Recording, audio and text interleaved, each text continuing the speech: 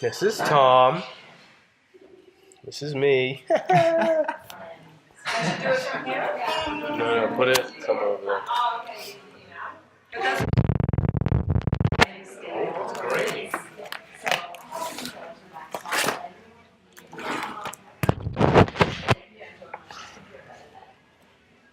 yeah, yeah.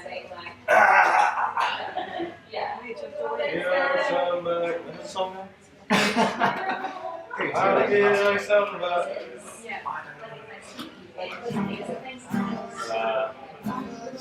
Wait, did you say drink any more wine? Yeah, why not? You should though. I mean, I'm sick like you. I'm like, I don't know, I told Tom I wasn't drinking wine. Yeah, I told you I wasn't drinking beer. But Oh, there you are. But you're supposed to help me with this. I am. My accountability partner. Okay, drink less. Okay. What you want? To drag my words and stuff. Alright. Oh, it's hard to be comfortable. Suddenly happened. Up at the end of What? everything. Yeah, wine. That is true. Yeah, sometimes when she talks really fast, I have to. Like everything's a coasting. And happy. Yeah, you seem happy. Okay, everybody, we're gonna start now. We got a little show for you. Okay.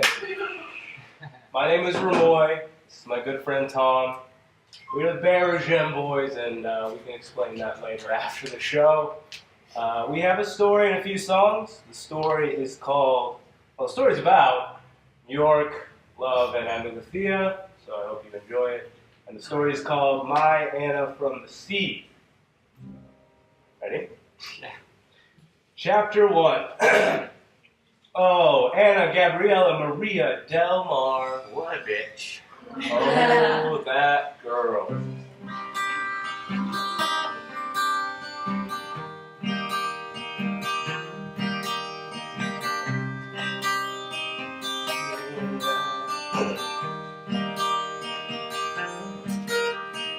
Oh, we were the lucky ones.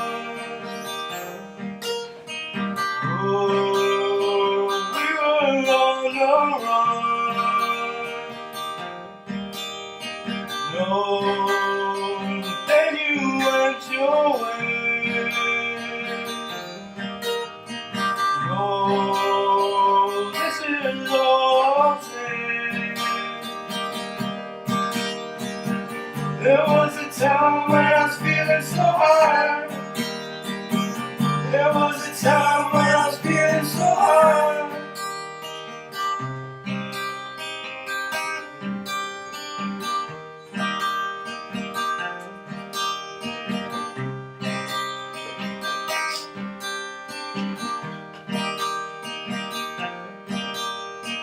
No, better than that timeline. No, watching your eyes go wide. No, hanging on every word. No, waiting on every nerve. There was a time when I was feeling so high. There was a time when I was feeling so high.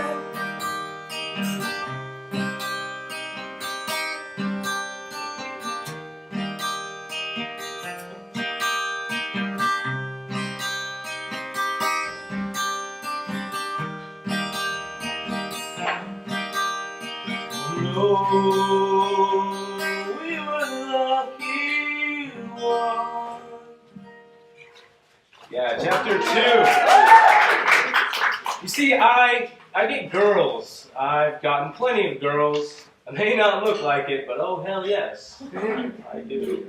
I live in New York and it's not that hard. They're there, I'm there. It's just a matter of time. My friends often say, man, I don't get it. What's your type? I just laugh, smile, and shrug. And they say, of course, It's not that I don't have a type, it's that again, it's New York, so why settle on one type? Yeah? Blonde, brunette, fat, skinny, short, tall, I don't worry about it. Every girl's got something to offer. Now, it's not about sex, it's Yeah, alright. really not. I'm not one of those assholes who's trying to get as many girls in bed as I can. I'm not. I just like playing the game, and it's one hell of an addiction. You know what I'm talking about? They call it the hunt or the chase. And maybe it is both those things, but I like to call it a game. And for those that say it isn't a game, or love shouldn't be like that, well, they're right. Love shouldn't be like that. Love should never be a game. Hell, love ain't no game. But I'm not talking about love, I'm talking about that first bit. That good, sexy, fun bit. That fun stuff that is a hunt as much as it is a game that I don't lose. I never lose. But I don't look for love. Well, at least I didn't. In New York, the thing is this. You can meet someone anywhere. Now, the movies always make it seem so easy and so damn magical. Make some sort of mystical connection over a shared glance on the train. Or finally break down the local cafe girl and meet her for a long conversation and mix drinks at some corner dive. Laundromats even have developed their own New York romantic mystique. And honestly, in reality, it's just like the movies say. Maybe more even. That feeling, that palpability, that connection, it's just like the movies, but so much better. Listen, when that blonde girl with legs that go for miles asks for a lighter outside that shitty bar you just happened to drunk stumble into with your friends, and she's smiling at you as you slur through the stupidest of jokes, it's better. Or when you're absolutely late for class because work ran late, and when you finally get to the room your class is in, you run into that one girl who you saw on the first day and thought, damn, that's the girl, and you ask her what she's doing, and she says she's late too, and you say, fuck it, and she says, well, what about class? And you just grab her arm, and she lets you, and you take the 6 train down to Chinatown while talking about everything and nothing, and then find a random grime-spotted stoop to stop and watch tourists go by as you pull long, golden, salty, greasy French fries from a small red McDonald's bag. So much better. Or when you're on the corner of 17th and 7th, and you're just trying to make it to West Chelsea and that gallery where your best friend hates to work, but the light on the corner is red and traffic is thick and raindrops the size of pennies are thumping you right on the head, and you're too stupid and stubborn to buy an umbrella, even just for the moment. But luckily, there's a girl there. And she's standing there and smiling widely. A girl with olive skin, short, boyish black hair that's chopped at the ears, eyes shaped like almonds, and tall black heels that make the muscles of her legs look impressively taut and make you question Greek mythology and if Helen of Troy really was the most beautiful. And when she moves in just a step and brings her wide and red umbrella over you to share, you smile and say thanks, and after you cross together, you make it a point to ask her name. And when she pauses, blinks, and then says, Anna Gabriela Maria del Mar, you say, thank you, Anna of the Sea. And when she laughs, you smile, and all the while you feel something inside of you change. Like I said, I wasn't looking for it. Still, she was there, and so was I.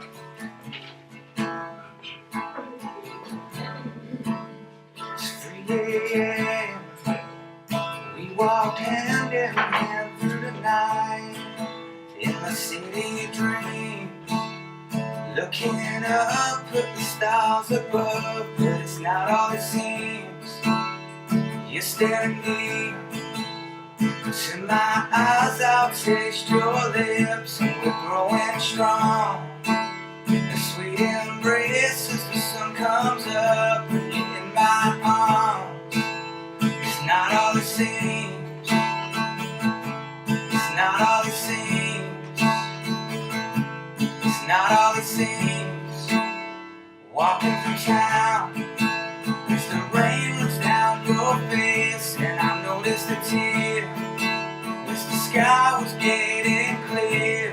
You said to me, this is the happiest I've been for the longest time. This kind of love was hard to find, but it happened to me. And there's no problems I can't see. But it's not all it seems. Yeah, it's not all it seems. No, it's not all it seems. Well, it's not all it seems. Chapter 3. You see, I do this thing. My friends call it lying. I don't see it that way. I call it exaggerating. Maybe just embellishing. It's part of the game. You're advertising, you're selling yourself, and you have to upsell the parts of you that you can. So with that, yeah, I exaggerate some things.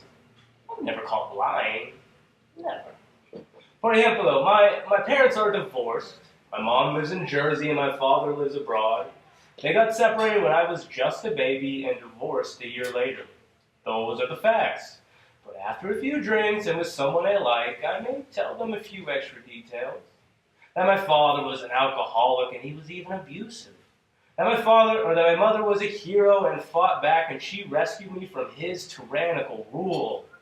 And the final cell, I wouldn't be the man I am today if it were not for that sacrificial heroism of my one and only beautiful mother. Yeah, God, I'm good. So you can see it's not a lie, just a little exaggeration. I never full out lied. Like some Anna. So that night, like I was saying, we met on the corner of 17th and 7th. I got her name and she got mine. The rain kept beating down like a drum. All the city noise around was the melody, and there we stood. The following weekend, we met for drinks. We've been texting about it for days. I was putting some of my best stuff out there. You see, I'm a writer by trade, so texting, well, that's my forte, part of my game. So after a few days of continuous smart and fun texts, we decided to meet Friday near Union Square. We were going to have drinks and see a movie, one of those art house indie flicks. I got to the park in Union Square early. Now, I'm not one of those who turns up late just to be late. No way. Punctuality is never out of style, and I take pride in that. But in New York and in women, well, it's not quite the same. She was 35 minutes late, and she didn't even apologize. I swear to you she didn't. She just said, "That's me. You're going to have to deal with it." Then she said the movie would have to wait for another time, and she knew a great bar where there might be some band playing, and then she started walking. So I followed. We went to the bar, and there was no band. So we just sat and drank and talked. I drank whiskey, she drank wine. She told me she was from Spain and had been living in the city for 7 years. I told her my mother was a strong woman, and it was the hardest thing for me to leave her. She said, "You should tell your mother that." I said, "Someday I will." That night we took the train back to her apartment, and it was late, and she unlocked the front door of a tall brownstone in Brooklyn. She lived on the first floor, and her roommate was out of town visiting her boyfriend's parents. She showed me her books.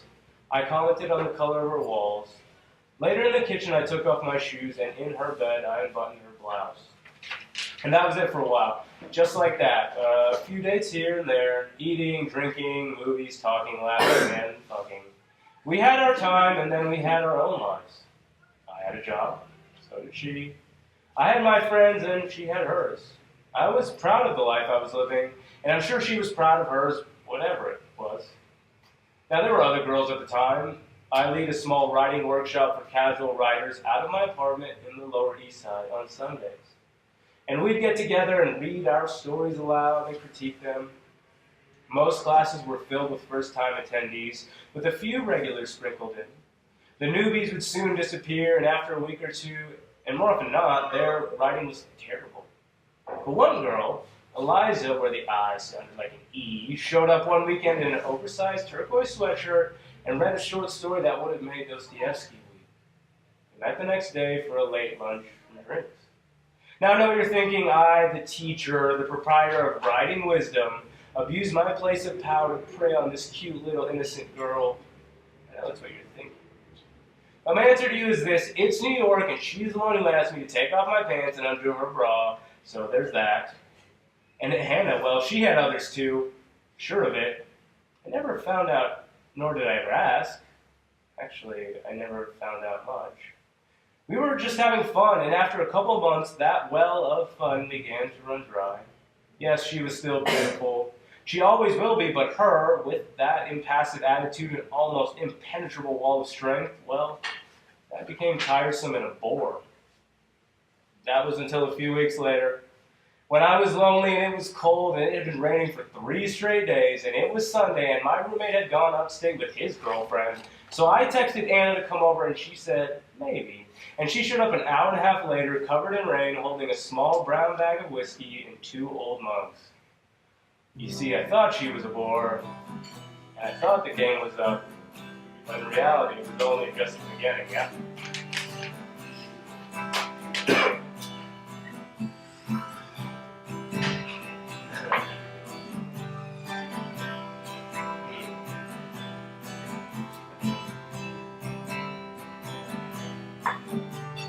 From all the places I want to go,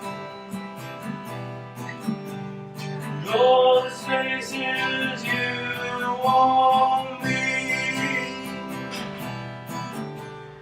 I'll take that picture, I'll take that picture, yes, I'll take that picture to set you free.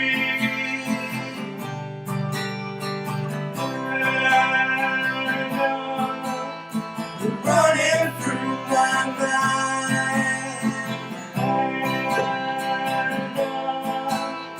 Forgive me 'cause I'm blind.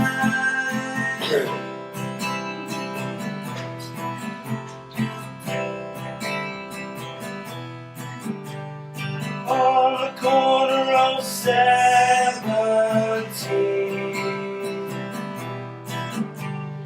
you said you love me. I'll take that picture, I'll take that picture, yes, I'll take that picture, set you free.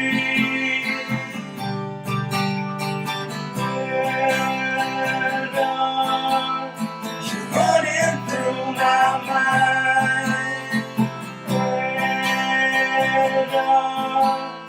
Forgive me 'cause I'm blind.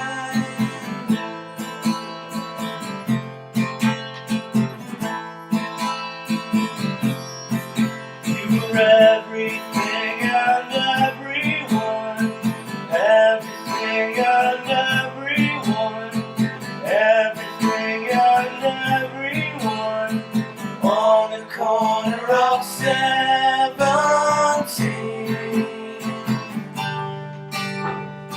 on the corner of 17.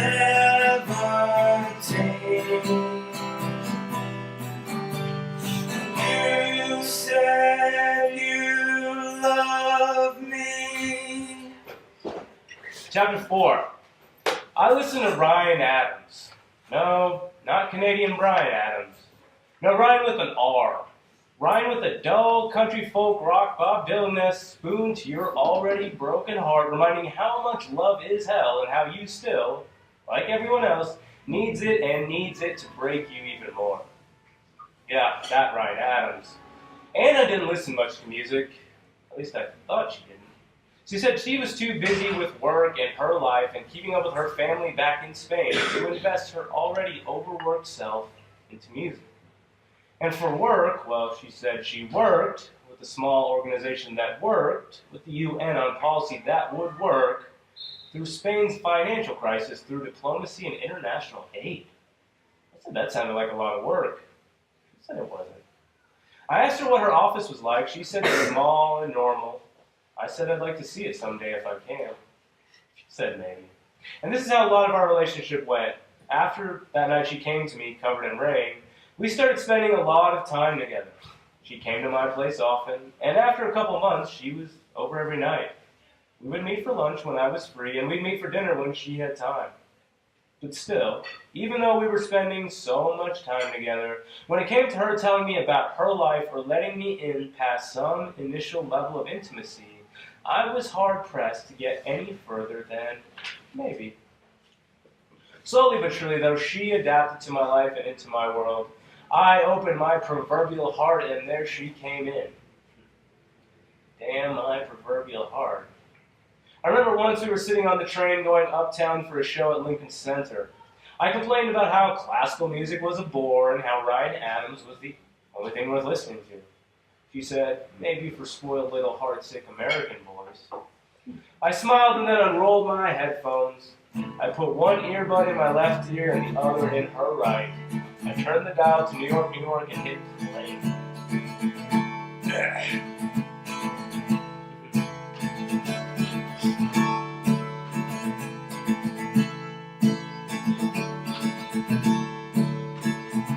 Well, I shuffled through the city on the 4th of July, a firecracker waiting to blow, making like a rocker who was making his way through the cities of Mexico.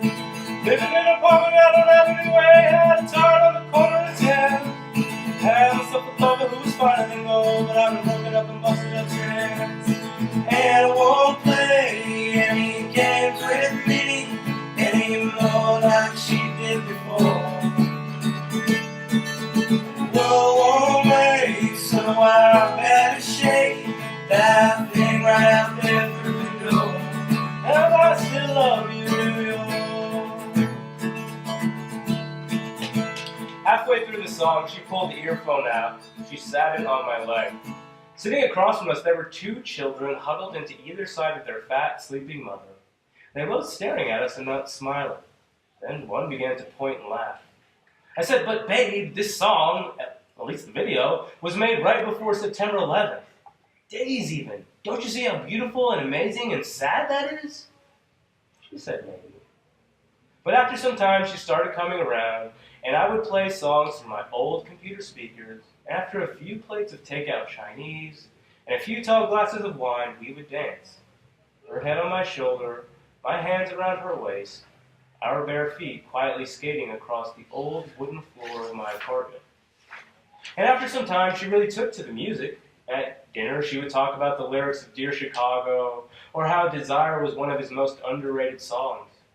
On weekends, as we sat in the park or outside a cafe, Anna would tell me all that she had found about him through Wikipedia and Google. His chronic ear problems, his broken home life in North Carolina, or how he lived in boring LA now with his pop princess wife, Mandy Moore, and how that almost could ruin everything. Or, when sitting on my front stoop eating fresh fruit and pancakes, we both then spoke about how 2 made perfect sense and how we were the living, breathing examples of that song.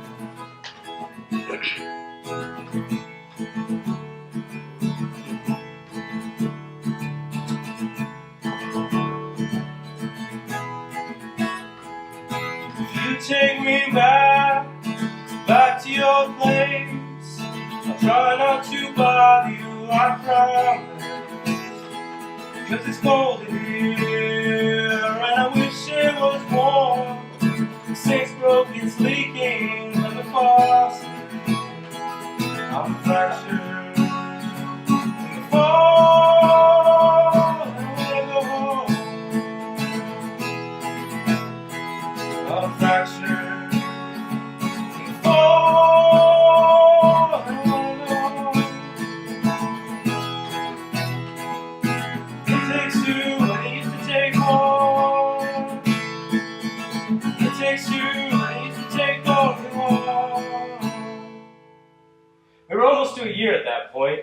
I remember because at this point I was in love, but couldn't admit it yet. But I was. Inside me I couldn't control myself. I only wanted to spend all my time with this girl and tell her everything and find out everything about this girl so we could be together and be invincible and take on the world, at least not New York City, together. It was the day of our anniversary, and it was a sunny but still cool afternoon, and we were walking back towards the same gallery where I was going to meet my friend on that first night where me and Anna met. When we got to the corner of 17th and 7th, I said, "Oh, hold on." "What?" she started to ask, but I was already walking into the shop on the corner. After a few minutes, I came back out with a small white plastic bag. I then gave Anna the bag, and she looked inside. She then looked up at me and just smiled. I said, "Do it." She shook her head and said I was stupid and no. "Come on, just do it, it'll be perfect." "It's cute, but you're too stupid," she said. "You want to and you have to," I replied. So as the sun hung low on our first anniversary, and as we stood on the corner of 17th and 7th on the island of Manhattan, Anna Gabriela Maria Del Mar raised a small red umbrella over her head on a sunny, cool afternoon, while she then opened a blue plastic bottle of water over the top of my head. And after I finished laughing and wiping the rivers of spring Dasani water away from my eyes, I nestled in next to her under that small umbrella, and I kissed the girl I loved as we stood on the corner. After a few moments and after we had kissed, the light turned green and I began to cross the street. I tried to grab Anna's hand, but she wasn't there. I looked back behind me and she was still standing on the corner, so I ran back and asked her, "Are you not coming with me?" She just smiled and said nothing. So I then grabbed her hand and asked, "So should we go, babe?" Still nothing, but still a smile. Finally I asked, "Do you not want to go? What's up?" It took a few more seconds. A few cars honked, and then the siren of an ambulance could be heard wailing away. All around us, people continued to walk and talk, and finally, after a few long seconds of silence, Anna's eyes opened extra wide, as if something inside her finally was allowed to open up, and she said those 3 words, "I love you." Moments after, I said the same, and I meant it. Now, I'm pretty confident she actually meant it, and she wasn't lying about it. And for the next couple of days, I enjoyed it as much as I reveled in it. I thought to myself almost every second how lucky I was and how good the whole of life could be. Like I said, they lasted for the next couple of days. But only now, after everything that has happened and everything I still don't know, can I say I'm truly lucky now.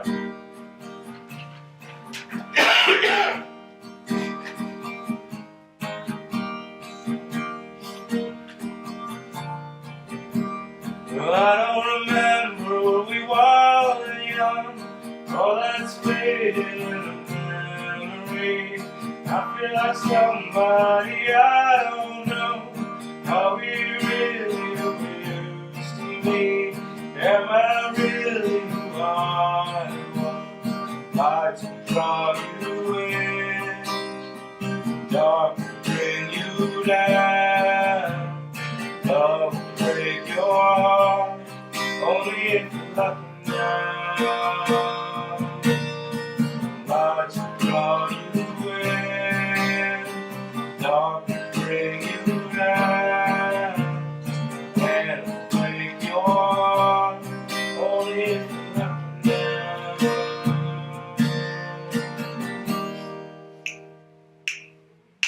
Chapter 5. You see, there was this time during that year when me and Anna were together where I was going through a sort of writing slump. I didn't have writer's block per se because I was still writing a lot, daily even. But I just couldn't piece things together. I would write all morning, and by the end I'd realize that all I'd written was either garbage or just disconnected. Now, if you're a writer or have done anything creative and you come across any problems with your creativity, something you never, ever, ever want to do is tell someone who is not creative or an artist that you are having such problems. Never.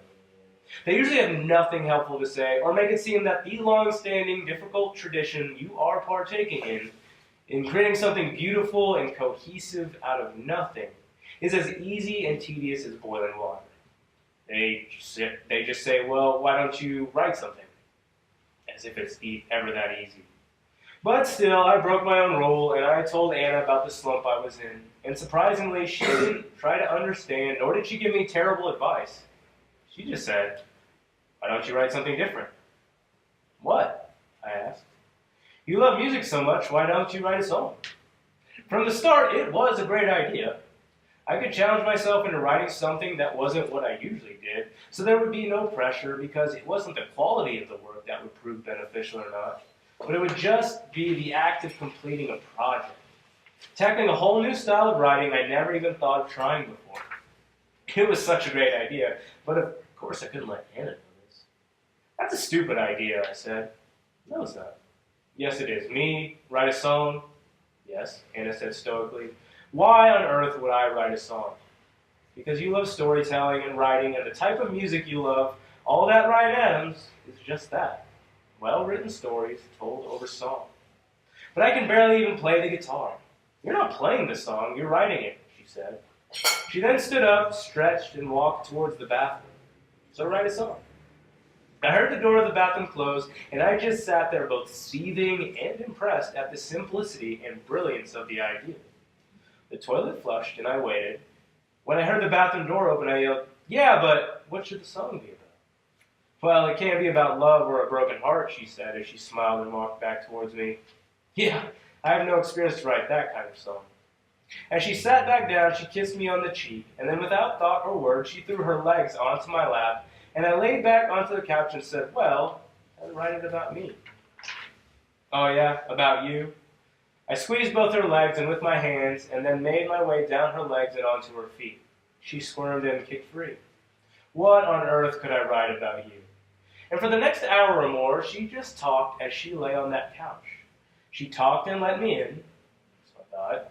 She told me about growing up in the part of the south of Spain called Andalusia and how there was a breed of horse from there that were the most beautiful horses you would ever see, and how they had been the horses that conquistadors and kings had rode, and how they were the most pure of all horses for both love and war. She told me about how when she was a child, her father would bring home after work a big bag of ugly green fruits called cherimoyas, and how after she and her older brother would hike to the top of a hill where an old ancient castle sat, and where they would sit and pretend they were the prince and princess of this castle, and where they would spit the many seeds of the ugly green fruit down off the hill into the windy narrow streets below onto imaginary peasants and paupers alike. Then all of a sudden, Anna sat up excitedly and whispered in my ear, there's also this thing. What? I asked. It's amazing and it's the best thing ever. So tell me. There's a place in Andalusia called Granada, she started. Yeah? It's a beautiful city in the mountains, and it's got beautiful people, and it has the Alhambra and the Albaicin, and it's just a beautiful city. Okay. But that's not everything. So tell me, I said. Well, in Granada, they do this magical thing. Magical and amazing. At all the bars, no matter the time of day, she stopped. Yeah, I said. No matter the time of day, whenever you buy a drink, any drink, you get free food. No, I said. Yes? Free food? Every drink. No way. Every one. Sounds absolutely magical, I said. Granada absolutely is. Anna laid back down and continued to tell me about how in only a matter of 30 or 40 kilometers in this part of Spain, you could find dark sandy beaches of the Mediterranean, wide plots of bushy olive tree orchards, groves upon groves of heavenly-smelling orange trees, or even year-round snow-capped tall mountains that gave the Alps a run for their money. She even told me that her mother had the best recipe for ajo de San Anton, and how all her tios and tias would come over once a year on no particular scheduled day and spend all day running around and laughing and talking while her mother cooked, and then over dinner at a long table with many mismatching chairs. The whole family would sit and pray, and then laugh and eat the rest of the night away until all bowls, plates, and cups were wiped dry. After that, when Anna had finished, she paused for just a second, sat up, and threw her arms around my neck. She kissed my cheek, and I said, "Oh, is that all?" She waited a few more seconds while thinking and finally said, "Maybe." I told her with all that information I'd be able to write the most beautiful song in the world about the most beautiful girl in the world from what sounded like the most beautiful place in the world. She said I was cute and that she would leave me alone to write. And after I walked her to the train and then walked back to my apartment, I took my computer out and sat there. I opened up a picture of the both of us that was taken a few weeks prior at a friend's party. I was making a funny face while sticking out my tongue, and Anna looked undoubtedly beautiful. I looked at the picture a bit longer, and then I thought about all the things that she had told me. I began to match her face to the story she told. I began to subtract years from her eyes and lips, and watched as a little girl living in the south of Spain grew up to be the most beautiful woman that would ever hold my hand. I thought about it all, laughed a little, and then began to write. I have to admit, writing a song was a great idea, as it was a great way to get me going. And maybe the song I wrote in the end wasn't the greatest, but it was honest as it was real. Well, as honest as I could have hoped it to be.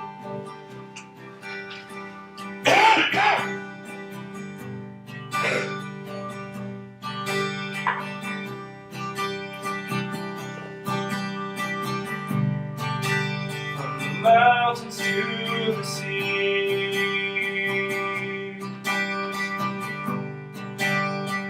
here with me.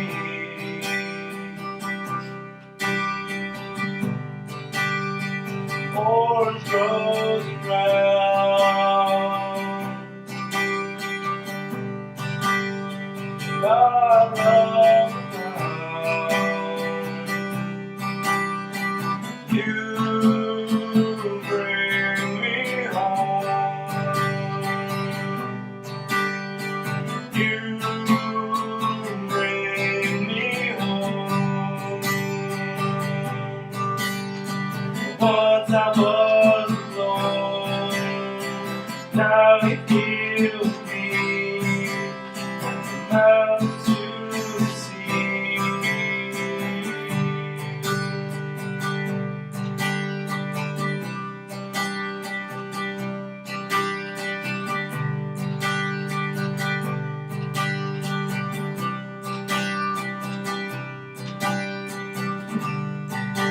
From the mountains to the sea.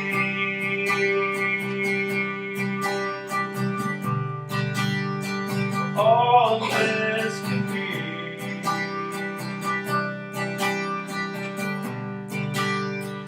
Family laughs aloud.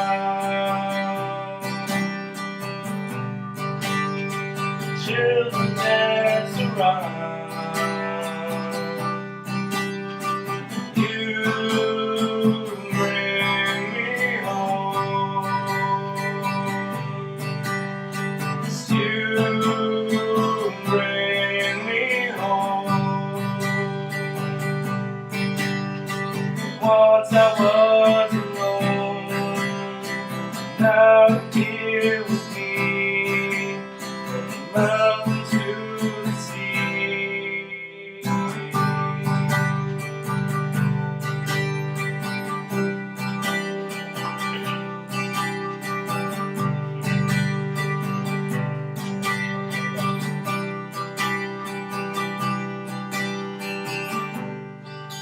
From the mountains to the sea,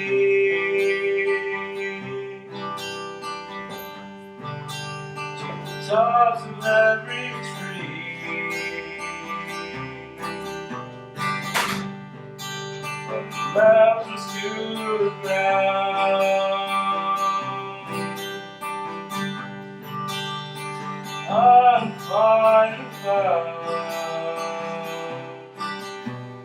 You bring me home. Chapter 6. So remember how I said after I told Anna she loved me and I loved her, and how I said I loved her back, and how over the next couple of days I enjoyed it? Yeah, well, to be more exact, it was 33 hours. The first 8 hours of this were spent either getting back to my apartment, getting into bed, taking each other's clothes off, making passionate, wild, crazy, unforgettable love, sleeping away, only to wake each other up again and do it all over again. It was an amazing 8 hours. Then there was the hour it took to make breakfast. Then there was the 55 minutes spent deliberating on whether Anna should or should not call out for work that day. Then there was the 5 minutes it took for her to call out. Then there was the 9 hours we spent walking up, around, and all throughout all of Manhattan. Stopping into antique shops and trying on old crooked glasses. Walking into cafes and taking big bites out of multi-level lettuce and tomato and chicken club sandwiches. The hours spent quietly perusing through a labyrinth of old books in what was called the community bookstore. And in that bookstore, Anna found a book of poetry that she supposedly adored. She showed me a thin, modern collection of an old Andalusian hero, a poet named Federico Garcia Lorca. She showed it to me and said how he was from Andalusia, but quickly ran to New York for freedom and study, but then in the end came back to Spain, whereby he was executed for being gay and raped. I said that was amazing, and that I'd never heard of him. She then said, well, most people outside of Spain hadn't. I said, well, yeah, that's me. She said, yes, it is.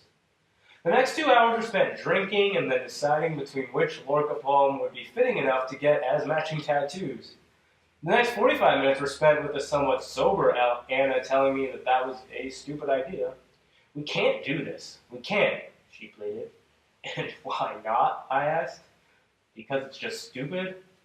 Listen, and then I began to read. O mujer potente de ébano y de nardo. Woman strong with ebony and spikenard. Cuyo aliente tiene blanco de desñada. Breath white as lilies. Vienes del montón de manera que sabe. Venus of the Manila show. Del vino de Málaga y de la guitarra. Tasting of Malaga wine and guitars. How fitting is that? I said after I finished. Oh, she said. We went on for 15 more minutes, arguing until I said my mind was made up. The next hour was spent finding a tattoo shop and then picking between styles of text and signing paperwork.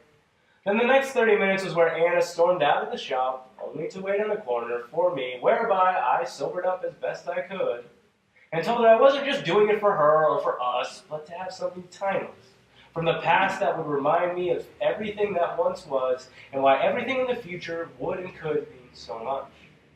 I remember how when I looked down into her eyes, there was like a shininess to them that I couldn't discern if it was complete sadness or some sort of lost happiness. Either way, she finally relented to my stubbornness and we walked back to the shop. The next hour was spent waiting, and then for 30 minutes I sat in an old black office swivel chair as an older, leathery man with gray, thin, long hair tattooed the inside of my right arm. After I cringed and made it through my turn, it was supposed to be Anna's, but she just said no and walked out. I waited for a second, and she just stood outside and didn't budge.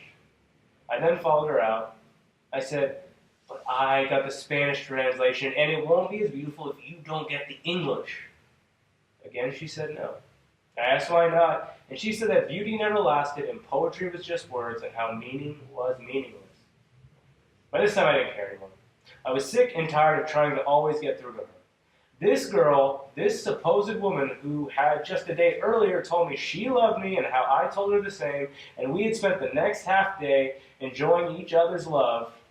Well, just in the last few hours, what was so beautifully called love had soured into something hot to the lips and painful to the skin. So I just went back inside, opened my wallet, paid the guy behind the counter of the shop, and quietly followed Anna out. On the train back to my apartment, she didn't say a thing. Occasionally, though, she would run the tips of her fingers delicately over the bandage of my arm. And after we got home, she removed the bandage, and with a soft yellow towel, she dabbed warm water all around the tattoo. She then quietly read the Spanish aloud, and when she finished, she kissed my skin. She looked up at me again, and again, those same eyes she wore outside the tattoo shop, she wore in my dark bedroom, but this time I knew for a fact they were the eyes of sadness. Soon we were in bed, and soon after we were asleep. Those were my last 8 hours with Anna Gabriela Maria Del Mar. Liar. I woke up the next morning and Anna was gone. At first I didn't think anything of it. She could have just gone to the store, even gone home. I was sure she would call sometime soon and we would talk about whatever it was that was obviously bothering her. Maybe love was scaring her. I couldn't lie, it scared me too, but it was that good, exciting kind of scare, where all you can do is balance yourself between one side fear and one side excitement, and all the while in between just keep telling yourself one step in front of the other. But that evening she didn't call. So I emailed her later into the night, and the next morning when I woke up, there was nothing. That same morning I sent her a text, and I even checked her Facebook, but suddenly we were no longer friends, and when I searched her name, I only found the 6 other women in the WWW world that shared her name. Later that night, I took the train back to her apartment, and when I got to the top of her stoop, I pushed the buzzer for her apartment. When Anna's roommate opened the door, she said, "Hello," and I asked for Anna. "Anna?" she asked. I said, "Yes." "Isn't she at yours?" Her roommate turned back and looked into her half-empty apartment. "She told me a few days back she was moving in with you, and just this morning she packed the last of her things and drove away in a small U-Haul van. I thought it was odd you weren't around helping her, but I figured you were busy or something." "You were busy, right?" I just stood there and shook my head. I only said a few words, and the roommate said she was sorry. She then invited me inside for some coffee and told me she had never met any of Anna's other friends. I said thanks and didn't stay long. A few days after, I tried to look for the name of the organization Anna worked for, but when I searched the internet, there were no matches for any search. I even went as far as calling a friend of a friend who used to intern at the UN, and after quite a few minutes spent dialing the phone, I came to learn that no such organization of that name or nature existed. It has been 6 months or so since she disappeared. 6 months since Anna Gabriela Maria Del Mar disappeared out of my life and out of this world. I never got a reason, nor did I ever get an explanation. I have all these memories now, a few of her things, and a stupid tattoo on my arm for some Andalusian poet. That was until today. That was until I saw the postcard I received in the mail.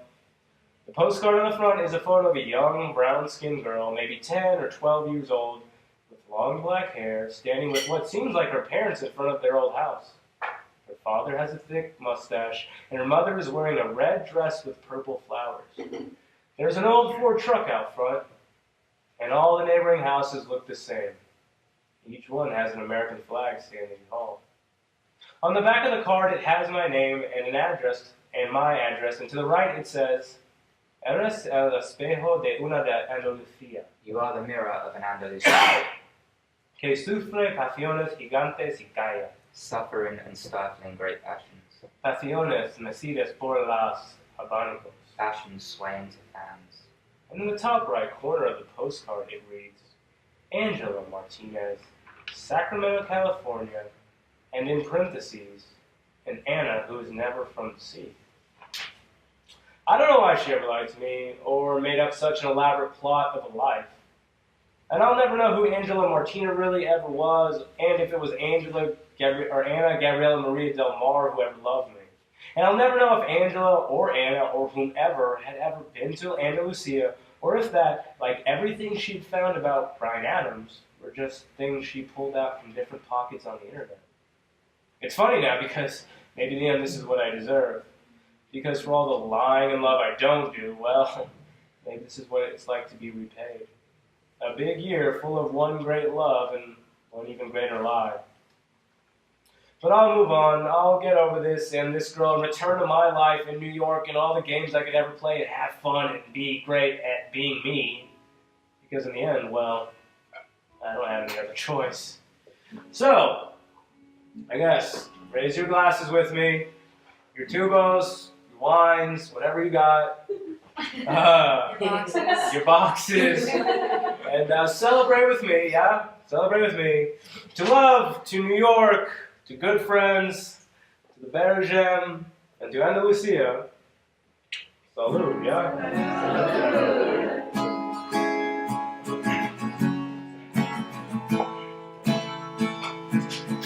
Taxi ride through the city streets, and all these thoughts and all these dreams. Still, you're everywhere I see. I'll see your face. I'll see your face. Just give me tomorrow. Just give me tomorrow. Tomorrow I'll be gone. Tomorrow I'll be free. Tomorrow I'll keep moving on. Just give me tomorrow. All throughout these city days, and all these nights when I'm away, I can't stop being afraid that everywhere and every way I'll see your face. I'll see your face.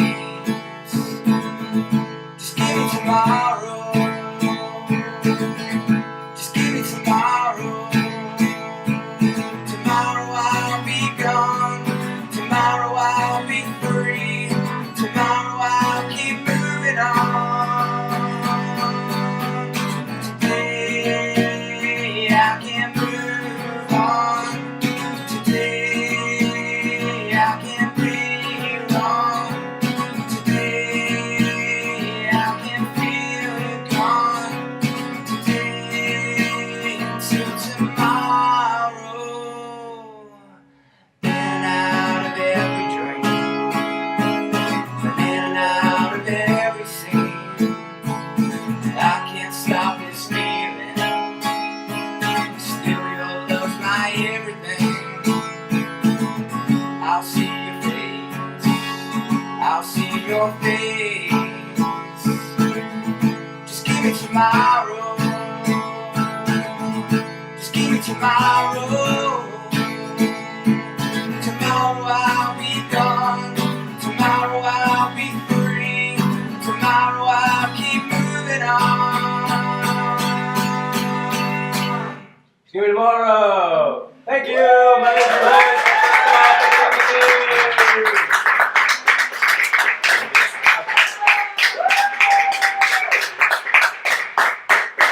That's all. That's all we got.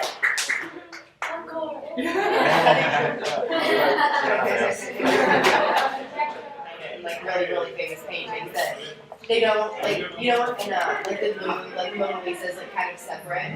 They're not like that. Like all of the really